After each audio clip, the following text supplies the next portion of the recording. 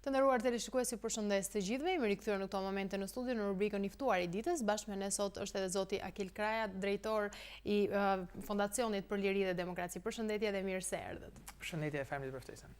Në fakt, Greqia dhe Shqipëria janë duke u përgatitur për të arritur një marrëveshje të re për sa I përket kufirit detar. Ka një mosmarrëveshje në fakt e cila është institucionale, pra mes presidentit dhe qeverisë. Sa ndodh kjo për shkak të vakumit të kushtetutës dhe është dhe një çështje ligjore? Po e filloj duke u përgjigjur pyetjes dhe madje duke përdorur fjalët tuaja. Shqipëria dhe Greqia, pra dy shtete, dy entitete të drejtës ndërkombëtare, janë në një terma negociate për sa I përket një marrëveshje. Dhe këto entitete, këto shtete kanë një, po themi, kuadër ligjor, në këtë rast kushtetuta, e cila përcakton cili institucion është I deleguar, le të themi, nga sovrani, nga populli, pra nëpërmjet kushtetutës për të përfaqësuar shtetin si një instancë supreme në negociata me një shtet tjetër në një marrëdhënie pra bilaterale. Dhe në rastin konkret, kushtetuta I jep presidentit të Republikës mundësinë që të përfaqësoj, po themi, si instanca më e lartë e autoriteteve publike në Shqipëri, pra të shtetit, dhe në veçanti dhe për sa I përket mbylljes marrëveshjeve ndërkombëtare. Dhe në rastin konkret, marrëveshja mes Shqipërisë dhe Greqisë nuk mund të bëjë përjashtim, ka një procedurë, ka një, le të themi, një seri etapash të cilat duhen respektuar dhe të cilat imponohen nga kushtetuta.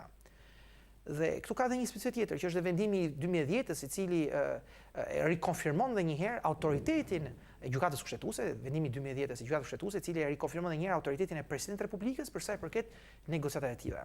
Dhe le ta quajmë elementi kyç është ajo që do të quhej plot fuqishmëria, që do të thotë një moment kur presidenti I jep fuqinë, të drejtën të përfaqësojë atë që tha pak më parë, Shqipërinë instancave të tjera shtetërore, në këtë rast Ministrisë së Punëve të Jashtme.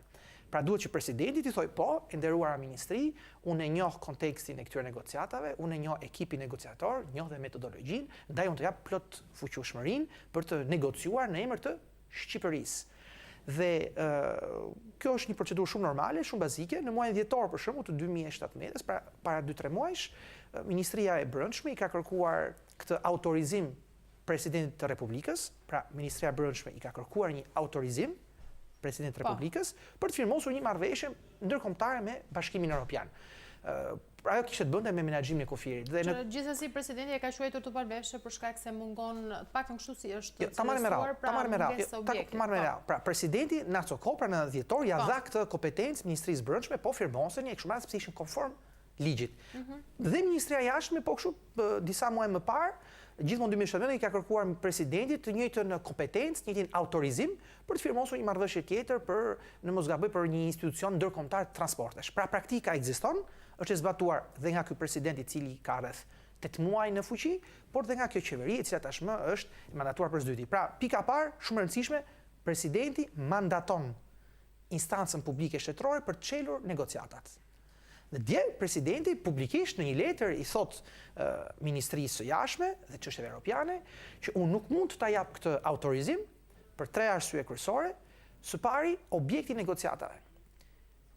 Sot për sot, ne nuk e dim cila është përmbajtja e marrëveshjes. Ne nuk e dim në mënyrë të saktë cili është rezultati I saj. Së dyti, për sa I përket dhe ekipit negociator, Ministria e Jashtme I kërkon presidentit të miratoj, pra të autorizoj jo emra konkret personalitete, pra individ, por një ekip në tituj, një person nga ministria, një person nga Ministria e Mbrojtjes, një nga policia, pra individ të cilët nuk janë me emrin mbrapa. Po të mos harrojmë që në një logjik sovraniteti, por dhe sigurie kombëtare, presidenti ka detyrimin kushtetues për të mbrojtur interesat e kombit, të shtetit, duke ditur që XY person I shërben interesat e kombëtare, nuk ka konflikt interesi e kështu me radhë. Dhe momenti I tretë, metodologjia, presidenti I thot Ministrisë Punëve të Jashtme dhe Çështjeve Europiane e Europës, që shiko, dakord, ju po më jepni mbase marrëveshjen, ju mund të jepni dhe ekipin, të cilan mungojnë, por më duhet dhe metodologjia e negociatave. Dhe në këtë rast, ju e keni dëgjuar mbase është problematika e barazlargimit, domethënë ku do të merren këto pikat e kështu me radhë. Pra, të tre këto kushte nuk janë plotësuar dhe duhet ta theksoj edhe këtë element. Presidenti I Republikës nuk kërkon po themi të krijojë një konflikt me Greqinë. Këtu bëhet fjalë për një respektim të ligjshmërisë brenda territorit të Shqipërisë, brenda institucioneve shqiptare, brenda kushtetutës së Shqipërisë. Dhe në qoftë se shkojmë tani një hap më tutje, unë dhe si përfaqësues i opozitës, i Partisë Demokratike, drejtor pra i fondacionit Partisë Demokratike, kam patur shansin të jem pjesë dhe dëshmitar në momente ndryshme po themi të komunikimit me instanca ndërkombëtare, përfshirë Bashkimin Evropian, për sa i përket Shqipërisë. Dhe me keqardhje konstatoj që dhe mënyra se si u bë kjo marrëveshje është pjesë e një trendi, le ta quajmë jo shumë koherent për sa i përket mënyrës se si bëhet politika jashtme shqiptare. I marrim me radhë. Votimi kundra në OKB Shteteve Bashkuara. Deklarata e para disa ditësh për president përbashkët Shqipëri-Kosovë. Deklarata tjetër në Bruksel, kur kryeministri Rama thot haptazi, në rast se Europa nuk sheh nga ne do të shojmë nga lindja, duke u referencuar në mënyrë direkte Rusisë, por dhe fqinjit Ballkanas, Turqinë. Janë një seri, po themi, komunikimesh, deklaratash, vendimarrësh, madje edhe interferenca, siç është rasti me negociatat me partitë shqiptare në Maqedoni, të cilat bëjnë që të ketë një tendencë nga kryeministri i Republikës për të u vetë shpahur si një lider ballkanik, për të marrë përsipër një situatë, po themi, më proaktive, jo vetëm se është nevojshme, por dhe se çman realisht supet e shtetit shqiptar, institucioneve shqiptare, duke u shkuar deri aty, kemi dëgjuar para disa muajsh në krimin e një tregu ballkanik jugoslav, i rikthim të një jugosfere, pra apo siç është dhe rasti më i fundit, ditëve më të fundit, kur përflitet që Rama po negocion deri, mendojeni, ndarjen e një kufiri të ri në Kosovë. Marrëveshja e detit me Greqinë futet në këtë kontekst të një geopolitike dhe të një disbalance të marrëdhënieve me jashtë shqiptare, ku mungon vizibiliteti, mungon prioritizimi, mungon transparenca, me Greqinë akoma më shumë në këtë rast, sepse ju siç e dini, në media është folur shumë për shembull për dy çështje të jetë sensitive për popullatën shqiptare. Sparja e varrezave ushtarëve grek, diçka që është rikthyer disa herë, le të kujtojmë dhe varrezat në Kosinë, e mbani mend, do të thënë ka një ndjesi shumë të fortë popullore, por dhe tematika e çanërisë. Përflitet që pjesë e kësaj marrëveshje, e cila ripërsërisht nuk është transparente, është dhe fakti që autoritetet shqiptare i kërkuan pra presidentit që ato të kenë autorizimin që çështja, fjala çamëri të zhduket nga çdo terminologji edukative, arsimore, universitare, kërkimore, kështu me radhë. Po kjo është një vetmohim e historisë kombit shqiptar. Nesër ne mund të kemi negociata edhe me Serbinë në pjesë të integrimit evropian, dhe Serbia mund të thojë, shiko, unë nuk ju a jap juve drejtën një për të futur në BE, mund të janë para nesh, ju e dini, në qoftë se ju nuk ishte nga terminologjia juaj fjalën Kosovë. Po kjo është e vërteta. Pra, në këtë kontekst, e rithash edhe një herë shumë e rëndësishme, duhet të kujtojmë gjithë këto elemente që tham, votën OKB kundra Shteteve të Bashkuara, kërcënimin e hapur ndaj Bashkimit Evropian. Qoftë se zonin drejt për mua, unë shoh drejt Turqisë, drejt Lindjes, drejt Rusisë. Elemente ndryshme, madje edhe vota në konferencën islamike, shumë e rëndësishme. Marrëveshjet me Serbinë e kështu me radhë, pra bën një kontekst ku të negociosh për territorin shqiptar. Në këtë rast për detin shqiptar me Greqinë, të një është thjesht nuk dua ta përdor termin, po gati ati kombëtare, sepse për më tepër Shqipëria sot ka probleme shumë më të mëdha për zbrëndi dhe jo me fqinjet. Greqia është një fqinje e rëndësishme për Shqipërinë. Ne kemi absolutisht shkëmbime shumë të mëdha komerciale, tregtare, është një popullat shumë e madhe shqiptare që jeton në Greqi dhe kjo tendenca për ta trajtuar marrëdhënien sikur ka një armiqësi mes dy popujve nuk është as pak me vend. Nuk është as pak politike madje, edhe forca të cilën unë përfaqësoj, Partia Demokratike kurrë nuk ka bërë ndonjë deklaratë e cila shkon në këtë linjë. Përkundrazi. Unë doja në fakt që të mbeteshim pak tek problemet që është thelluar edhe vetë presidenti, sikundër edhe ju përmend pra tre problemet kryesore. Pra fakti që ka një mungesë të objektit, harta digjitale që edhe ju e përmendët dhe fakti që nuk ka pra sikundër ne tham një objekt konkret të marrëveshjes. Ju gjykoni pra që qëndrojnë këto argumente të paraqitura nga ana e presidentit? Patjetër që qëndrojnë, sepse siç e thash edhe një herë, ministri i jashtëm ka patur një seri takimesh në Shqipëri, por dhe jashtë në Greqi me ministrin e jashtëm grek, ku përflitet që janë arritur një seri marrëveshjes, ku siç tham është dhe varrezave dhe terminologjia mbi popullatën çame. Dhe sot ne nuk kemi asnjë dokument shkruar. Nuk kemi asnjë dokument shkruar, nuk kemi asgjë të detajuar dhe mbi të gjitha çështja mbitort është zona ekonomike ekskluzive, që do thot përflitet, ka studime të cilat japin një rëndësi jashtëzakonisht të rëndësishme këtij territori në New York, me burime energjetike shumë të çmuara për Shqipërinë dhe mungesa e transparencës, mospatja fizikisht të kufive të cilët e përcaktojnë këtë kufi detar, na bën që ne sot jemi dyshues për sa i përket interesave ekonomike të vendit tonë. Dhe momenti i dytë që mos ta anashkalojmë është pjesa e ekipit. Ne nuk e dim sot cili është ekipi negociator, ne nuk e dim nëse këto individ ta themi që është terminologji në mond, kanë bërë vettingun e diplomacisë, që do thotë janë të pastër, janë të çliruar nga çdo influencë potenciale nga jashtë dhe sfundmi i mbrojnë interesat e Shqipërisë. Këto janë disa parime thelbësore edhe një herë, po flasim për marrëdhënie shtetërore, shtet me shtet. Është sovraniteti jon, është territori jon, nuk jemi në një negociat ku habilajt po negociojnë me ministrin e brendshëm për të eksportuar drogë në Itali, por jemi në një situatë kur kemi dy autoritete më të lartat, presidentin këtë rast, me kundërpalën greke, të cilët kërkojnë të respektohet kushtetuta. Dhe eri përsëris është vetëm me qëllimi për të mbrojtur interesat e Republikës së Shqipërisë. Nuk është e politizuar çështja, nuk është as e personalizuar mes marrëveshjes kaluar mes presidentit Meta apo kryeministit Rama. Kjo është një çështje e pastër sovraniteti shqiptar, eri përsëris për të mbrojtur territorin shqiptar, s'kemi pse të humbim det, për të mbrojtur burimet energjetike që mund të jenë në territor detit, por edhe për të mbrojtur identitetin ton shqiptar, pjesa e varreve apo dhe e terminologjisë që prek çemërin. Por së fundit shumë e rëndësishme dhe eficiensinë e mirë, kjo tendencë për ta politizuar ndërhyrjen e opozitës që ka qenë kategorikisht kundra. Jo marrëveshjes per se, po procedurës të cila po ndiqet për ta hequr marrëveshje. Në qoftë se marrëveshja është mirë, burum, unë jam i bindur që gjithë kolegët e mi të Partisë Demokratike në Parlamentin e kështu me radhë do ta ngrinin me unanimitet votën pro. Këtu nuk bëhet fjalë marrëdhënia me Greqinë. Këtu bëhet fjalë mbrojtja, respekti i vetvetes, mbrojtja e identitetit shqiptar. Të marrim shembull nga çfarë do të thotë integritet. Maqedonia ka vite të tëra e cila është në negociata shumë intensive me Greqinë për sa i përket emrit të shtetit tyre, ju e dini, NATO-ja është problematik, edhe Bashkimi Evropian madje është problematik. Pra ka impakt shumë të madh për ekzistencën sovrane të Maqedonisë dhe sot Greqia Maqedonia ka më shumë vlerësor thuaj se Shqipëria.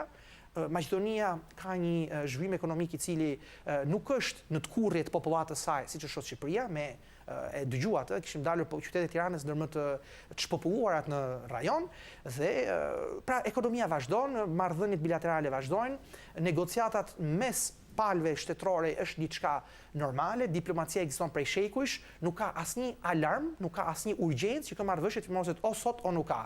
Përkundrazi përsëris konteksti në të cilin qeveria shqiptare e fut këtë marrëveshje. Shumë e rëndësishme, vota kundër Amerikës, një votë anti-shqiptare në OKB, kërcënimet e hapura ndaj Bashkimit Evropian, përfshirë deklaratën, më falni, groteske të presidentit për një president të përbashkët mes Shqipërisë dhe Kosovës, kryeministit Rama, na bëjnë të dyshojmë në mënyrën më serioze të mundshme që kjo marrëveshje është një tek e çastit, por të mos thënë një objekt tregtimi për arsye të pastra elektorale, që synojnë çeljen e hapjes negociatave për Shqipërinë, për integrimin evropian. Ju e dini që jemi në fazën e pritjes negociatave dhe nuk është fare çudi që Rama ta ketë përdorur këtë si një objekt. Unë dua të marr ca vota, por ju firmosni me mua marrëveshjen. Pra, të jemi vigjilent për Shqipërinë, nuk është çështje absolutisht partijake, nuk është çështje personale, as anonimiziteti ndaj Greqisë, përkundër se e tham, Greqia është një ndër partnerët ekonomik shumë të rëndësishëm në vendin tonë. Këtu është thjesht çështje të respektojmë vetveten, kushtetutën tonë dhe mbi të gjitha pronën tonë. Shqipëria është prona e shqiptarëve, e zotrojnë shqiptarët, nuk e zoton as Rama, as Meta, as kush tjetër. Mirë, një tjetër pikë në fakt që ishte për të komentuar është edhe ajo e kufirit të detar mes tre shteteve ku përfshihet gjithashtu Italia dhe presidenti ka theksuar se duhet një autorizim i veçantë. Ku bazohet kjo kërkesë? Është normale sepse aty domethënë deti jon prek dhe nga Italia dhe nga Greqia, madje unë do të shkoja më tutje që në këto negociata për shkak të ngutit që po ushtron fatkeqësisht qeveria shqiptare, harrojmë edhe një palë tjetër që është dhe pala turke, e cila me sa ç'duket ka një konflikt ngjashëm me Greqinë për sa i përket delitimimit të kufirit dyre detar. Greqia është ndër rajonet në Europë e cila ka një kufi detar të jashtëzakonshëm, shumë të pasur, të madh, por dhe të thellëzuar me ishuj të shumtë. Dhe ka absolutisht shumë, po themi, paqartësi me Turqinë dhe metodologjia që do të zbatohet për Shqipërinë do të ketë impakt jo vetëm me Italinë, absolutisht, se një palë direkte përfshirë përballë me detin jon, por dhe në fqinjin tjetër të Greqisë turk. Pra, si shikoni, është një situatë komplekse dhe ky ngut, kjo mungesë transparence, kjo mungesë prioritizimi, kush është prioriteti për Shqipërisë? vendet e punës, marrëveshjet e mira, apo thjesht kjo zhurmëllania, propaganda diplomatike e kryeministrit. Bëjnë që ne, si opozit, të jemi absolutisht të shqetësuar dhe po themi në shërbim e ripërsërisë të prioritetit Shqipëri, në shërbim të mbrojtjes së territorialitetit shqiptar. Ndryshe për çfarë luftuam për pavarësinë, ndryshe për çfarë kemi një shtet i cili është një shtet shqiptar dhe absolutisht çdo devijim nga kjo kornizë kombëtare do ta përdorë edhe termin madje në sensin pozitiv, jo negativ, nacionaliste, do të ishte një akt një tradhtie absolutisht që barazohet me një tradhti kombëtare, absolutisht. Mirë, për te letrës së presidentit ka edhe një pretendim nga ana e qeverisë se kryetari i shtetit nuk e ka tagrin për të ndërhyrë në këto çështje, ai mund të firmos ose refuzoj marrëveshjen në momentin që ka përfunduar. A duhet presidenti që të përdorë këto instrumenta? Shteti i drejtës është një parim i cili thotë e drejta nuk është morale, po është ligjore, pra drejtësia e drejta, shteti i drejtës. Dhe shteti i drejtës thotë që ka një hierarki normash që është kushtetuta, ligjet, VKM-t e kështu me radhë.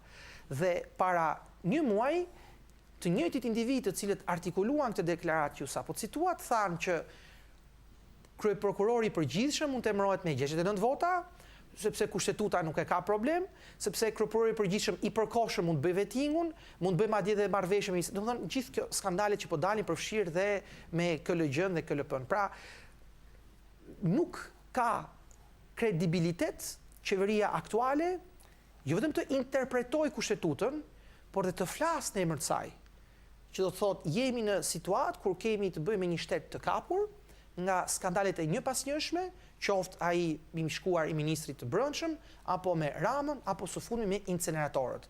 Dhe në këto kondita të japësh më shumë prerogativa shtetërore përsëris të negociosh kufirin e një vendi, një autoriteti të tillë i cili është realisht i kapur, i cili e shkel kushtetutën dhe që po kërkon të kap dhe sistemin e drejtësisë, për mua më duket të luash me zjarrin, të luash me jetët e shqiptarëve, të luash me interesat e kombit. Ndaj këto deklarata të cilat synojnë të thojnë që presidenti apo kushtetuta është e tillë apo e atillë, unë i druhem shumë, nuk po themi shërbejnë të vërtetës dhe madje më lejoni të them edhe një element tjetër të cilën e anashkalojmë.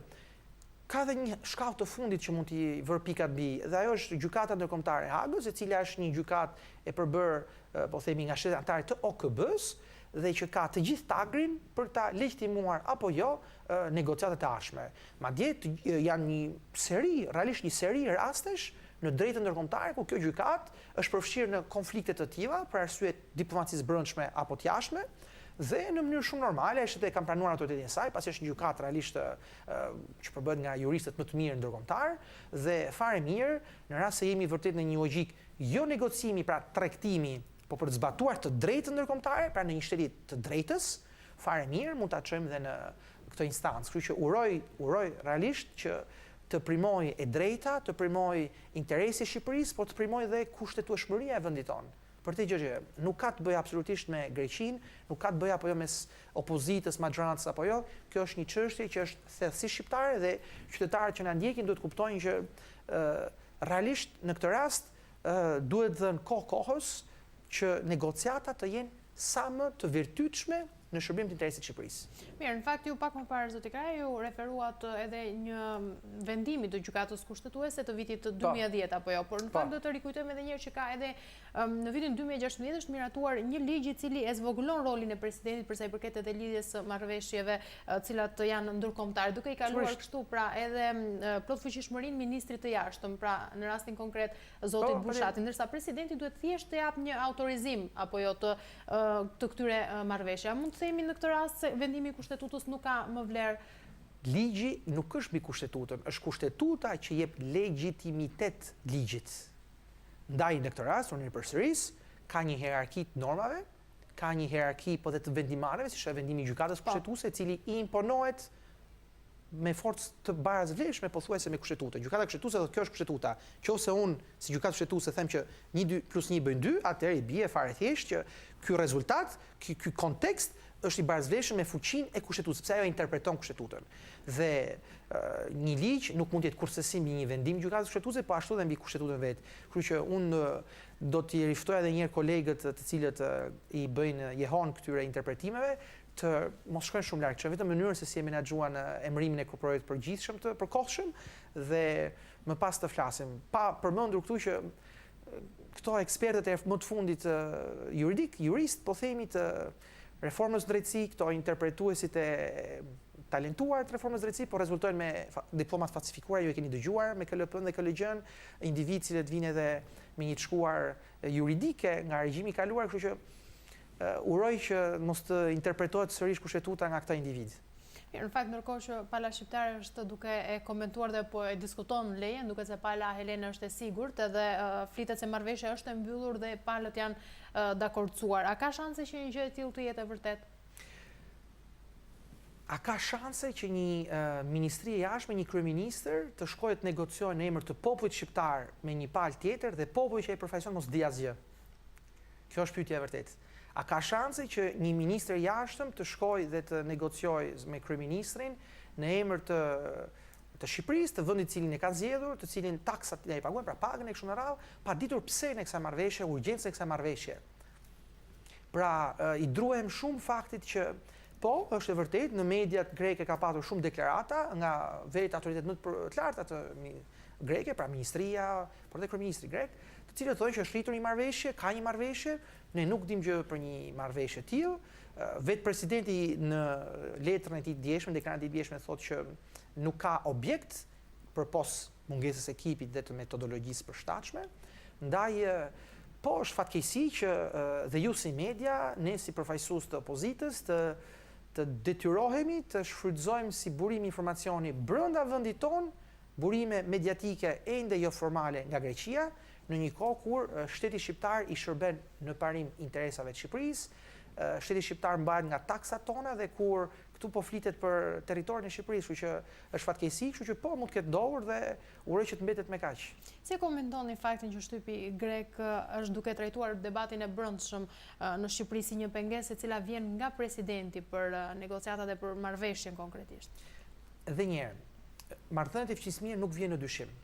Ajo që është problematike dhe unë besoj që jam i bindur që edhe fqinjët grek e mirë kuptojnë këtë gjë është që kuadri kushtetues institucional i Shqipërisë është një kuadër sovran i cili i përket vetëm Shqipërisë të diskutohet dhe të, po themi, të orientohet.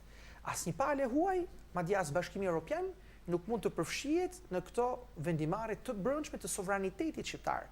Ndaj absolutisht edhe në Greqi jam i bindur ka interesa për këtë marrëveshje, të qarta apo më pak të qarta, por dhe në Shqipëri ka institucione të cilët janë pak më të qartë apo më të qartë, ty duan të arrijnë atë sigurisht, por kushtetuta, sovraniteti, institucionet duan respektuar, është në dinjitetin e Shqipërisë që shteti i drejtës të konsolidohet dhe me gjitha mos të përfundojmë në një situatë ku po bëjmë tregti diplomatike me territorin e Shqipërisë.